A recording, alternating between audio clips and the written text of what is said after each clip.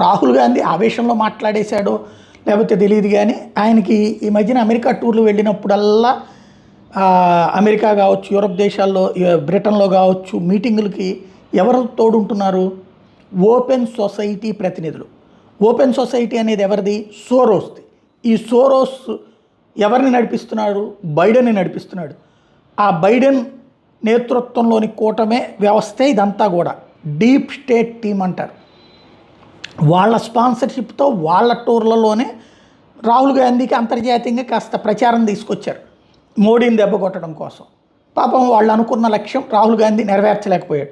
ఈ మధ్యన వాళ్ళు పట్టించుకోవట్లేదో ఏంటో మరి రాహుల్ గాంధీ. ఎందుకంటే తాజాగా నరేంద్ర మోడీని విమర్శించబోతూ ఒక కీలక వ్యాఖ్యలు చేశారు. బైడెన్ లాగా నరేంద్ర మోడీకి కూడా మతిమరుపు ఉంది అన్నటువంటిది. మరి ఇక్కడ రివర్స్లో జైశంకర్ స్పందించారు.